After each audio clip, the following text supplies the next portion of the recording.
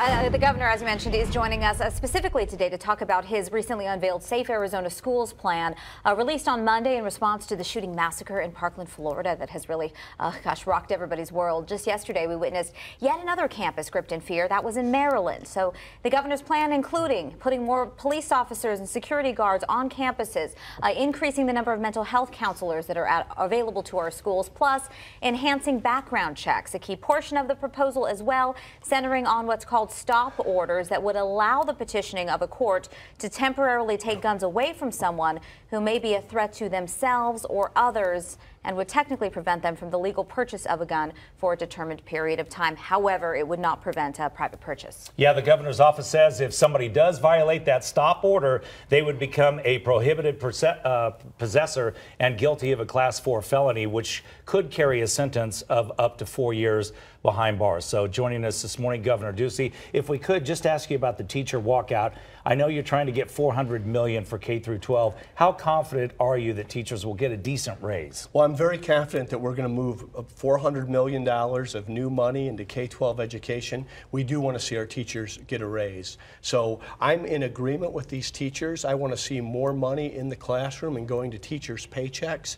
There's going to be 50,000 teachers that show up in Arizona Public Schools today to teach our kids. I want to thank them. They're doing a terrific job. Arizona is leading the country in improvement in math and reading. We're going to do our job down at the legislature and the state capitol, and we're working hard to move this budget through. We've got the campus of six schools closed today. Those students will not be getting the education that they deserve today, at least. We saw what happened in Arkansas. How do we prevent that from happening? And how do you address the perception that maybe you're not giving these teachers enough face time to listen to their concerns? Well, we're going to talk about the school safety plan. I sit down with teachers, I sit down with students, I sit down with parents. I'm listening to what they're saying. We've increased per pupil spending 10% over the last 3 years. We've had $1.7 billion additional moving to K-12 education. The amount of dollars available for teacher raises since 2015 has increased 9%. Teacher pay increased 4.3% last year. The recession was incredibly hard on the state of Arizona. This has been a major focus of our administration. The budget we're trying to move through the legislature right now, 80% of it goes to K-12 education. I want to see these teachers get a raise as well. I also want to see our kids be educated inside the classroom. I'm going to listen to everyone. I'm at the Capitol most days, all day, but I think that school should be in session from morning until the bell rings. You can come down to the Capitol after school closes. Let's talk about your gun safety program. I know you talked to Governor Rick Scott of Florida. You didn't go as far as he did on restrictions and whatnot. Why not? Well, I was at in Washington, D.C. at the Governors Only conference, and listening to Governor Scott talk about what happened in Florida motivated me to come back here and gather influencers and decision makers and leaders. And like I said, I sat down with students and parents and law enforcement professionals, mental health leaders, and listened to what school safety looked like to them. And we put together a plan that I think is going to be very positive. We looked at the 5 largest mass shootings that happened at schools across the country over the last 19 years, and we have tools that could have stopped or prevented those from happening in Arizona. And that's what I want, is our schools to be safe. So this is good policy that would avoid a massacre in our school. I want to do everything possible. You're learning from Nicholas Cruz because the red flags were there, and this person should have been prevented from having access to a weapon. I mean, really, he should have been forced into treatment. So this puts in some steps that we can go to. Okay. If there is a Nicholas Cruz, if there's somewhere that law enforcement has been 39 times, he posted on YouTube, he was identified to the FBI by name, yet people said there's nothing we can do. Yeah. Well, if we pass this law, if we have this stop measure, this severe threat order of protection, you will be able to stop a Nicholas Cruz. You'll be able to stop a Jared Loeffner, the person that did what he did in southern Arizona with Gabby Giffords. So we looked at real situations and said, how do we craft policy from a stop order to fixing background checks, to supplementing mental health and behavioral health, to also having resource officers. We think that these are good ideas. Law enforcement on campus can protect a campus, and then also a centralized tip line.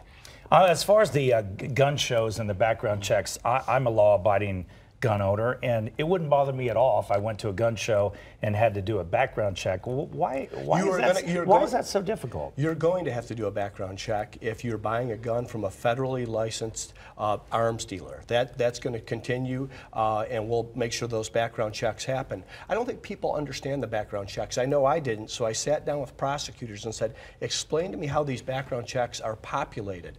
In the state of Arizona, I learned that our background checks are only about 63.5% populated. So the information that should be in there is not in there. And we saw this in Sutherland, Texas. Someone that had been court-martialed from the Air Force for domestic violence, their name was not in a background check, and they were able to purchase firearms legally. That won't happen in Arizona. Once we fund this, we'll lead the country in this, and we need other states to do that as well. So I think having the proper information inside the background check will avoid gun dealers from selling to who they shouldn't sell to. And everyone is in agreement on this, but it hasn't happened in Arizona and many other states as well. I would imagine that this stop measure would be widely supported, but what's the implementation? How quickly could that be done? How much would it cost? How subjective would it be? Well, it's not going to be subjective. You're going to have clear and convincing evidence. This is going to have to be someone like a Nicholas Cruz or a Jared Loeffner. This would be rarely used, but it's in a situation